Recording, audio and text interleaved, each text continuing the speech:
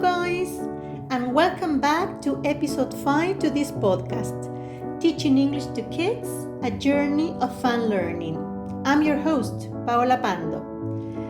Have you ever watched a child's face captivated by a story? Their eyes are wide, their mouth might be slightly open, they are leaning in, completely lost in the world of the book. It's magic, right? But what if I told you that in that moment of magic, something profound is happening inside their brains? Something that is, according to a growing body of research in neuroscience and linguistics, the most powerful engine we have for acquiring a language. Today, we are diving deep into this episode 5, the storytelling brain. What are we going to do? We are going to explore why reading aloud and storytelling aren't just nice activities. They are, in fact, non-negotiable critical tools for language teaching based on the natural approach, my favorite one, and we'll back it all up with some fascinating science. In episode 3, we touch on storytelling as a way to expose kids to rich and contextualized language. The feedback on that was amazing, so many of you reached out asking for more. So today, we are making it the star of the show. I remember once reading The Very Hungry Caterpillar to a group of children. They didn't know the days of the week or all the food words yet. But through the story, the pictures, my tone of voice, they weren't just learning words. They were experiencing hunger. They felt the surprise of the stomachache and the wonder of transformation. They were acquiring the language because they were understanding messages. That's the core of Dr. Stephen's Krashen natural approach. We acquire language not when we memorize it, but when we understand it in a low anxiety and compelling context. And nothing is more compelling than a good story. Do you agree with that? So let's get into the why. Why is storytelling so uniquely powerful? Modern science gives us some answers. First, from neuroscience. Brain studies show that when we listen to a vivid, descriptive story, our brains don't just process the language in the language center. Something much more incredible happens. When the story describes a character running, our motor cortex lights up as we were running. When a text describes smelling something like cinnamon, that's delicious, the olfactory cortex activates as we were smelling cinnamon. Description of texture activates the sensory cortex. So conclusion, our brains are literally living the story. This is called neural coupling, or embodied cognition. That means the synchronization of the brain between interacting individuals.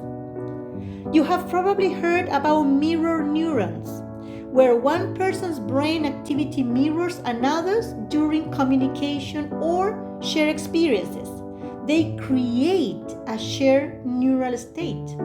So for a young learner, this means the English words, the soft, the fluffy kitten, aren't just abstract sounds. Their brain is simulating the feeling of the fluffiness. In English language teaching, this is amazing. This creates a deep, multisensory memory trace that makes vocabulary unforgettable. So in summary, our brains live stories and create a memory trace that makes vocabulary and expressions unforgettable. What is the second one? From linguistics. This is where Krashen's input hypothesis is paramount. He argues we acquire language one step beyond our current level, what he calls comprehensible input. I+1, we mentioned some episodes before. A well-chosen story is the perfect delivery system for this. See?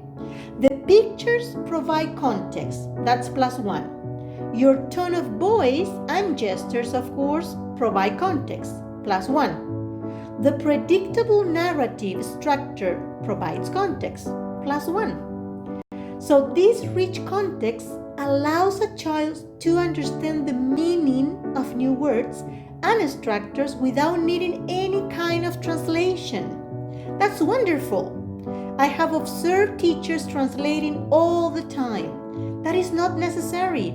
If we provide the context, we use lots of visual support and repetition, our kids will understand.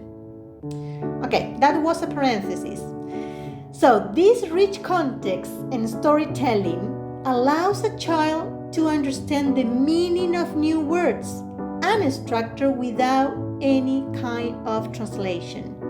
They are not learning the language, so they are acquiring the language. And they are doing it subconsciously, the same way they did in their first language. So, natural way, the way we should introduce a second language. Okay, this is theory, and theory is great and super important. We need theory to support our teaching practice in the classroom. But how do we put this into real practice? How do we put this into the classroom? Here's how you can harness the power of storytelling. Number 1, choose the right book. What are the characteristics of a right book? First, rich and repetitive.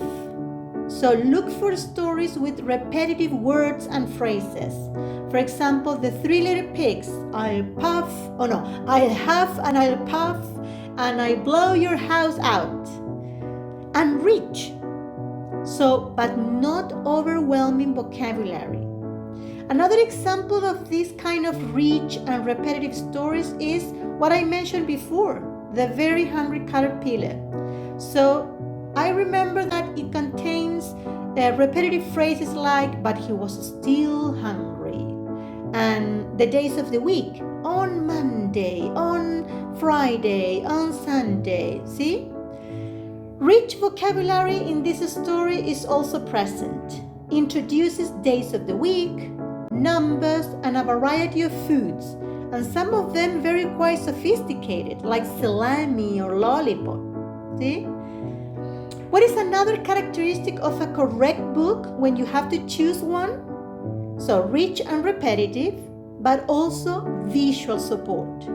So pictures are essential for second language acquisition. Remember that they are the primary source of comprehensible input. So pictures are non-negotiable. So they must be there. Number 2, so the first one, choosing the right book. Number 2, pre-reading activities. So you have to activate prior knowledge. Don't just open the book and start reading.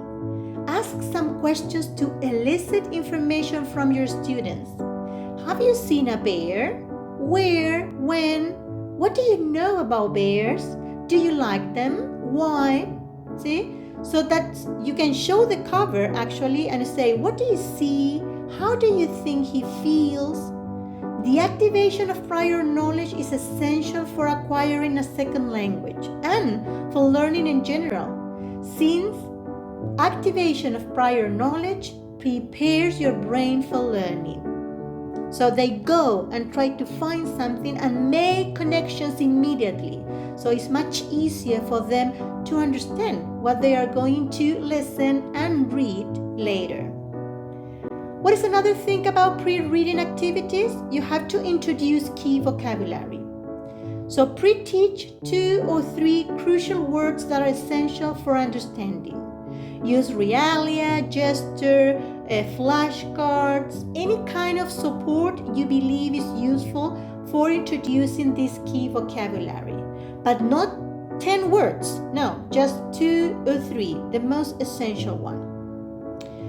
Okay, so we have number 1, choosing the right book. Number 2, pre-reading activities with the activation of prior knowledge and the introduction of key vocabulary. What's number 3? During reading or while reading. Perform, don't just read. When performing a story, you need to take 3 actions into account. First, use your voice.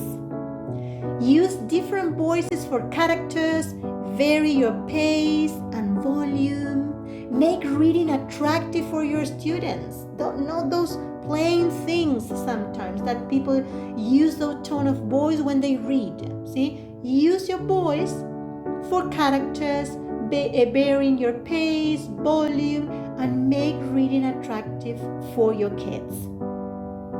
What's another one? While reading, use gestures. Act it out. So if the character is walking slowly, walk slowly. If they are sad, make a sad face.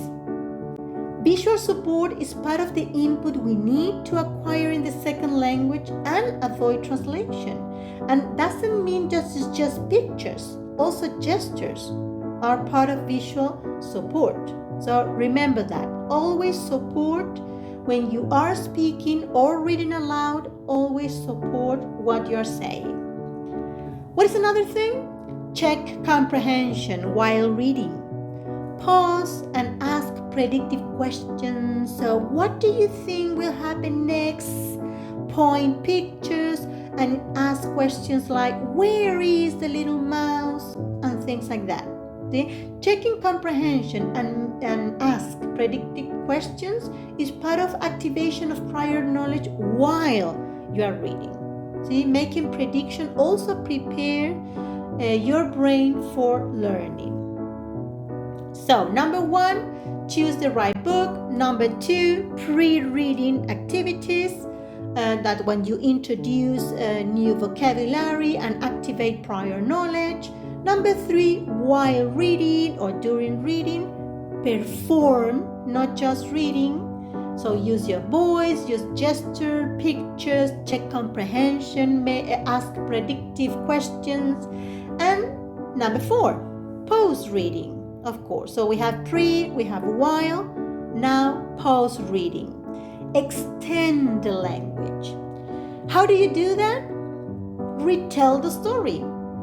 Use puppets, boards, picture cards to sequence the story.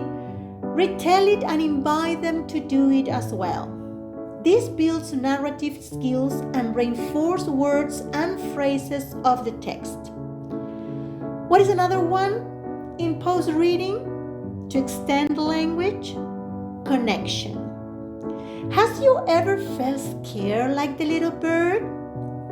This makes the language more personal and meaningful. When you make connections, remember that we are very emotional creatures. So we have to connect what we are learning with our emotions. What have you done in this kind of situation? What would you do if? See? So a connection with emotions and prior knowledge as well. So what is the beauty of this? It requires no fancy technology, just a good book, a passionate teacher, and the understanding, that's the most important, that you are doing serious brain-building work when you read aloud. How was it? See, next week, I think we'll get even more practical.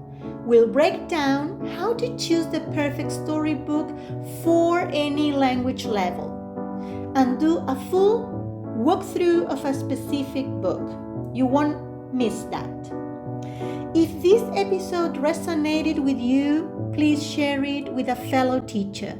It truly means the world. Thank you very much for being here and for the incredible work you do.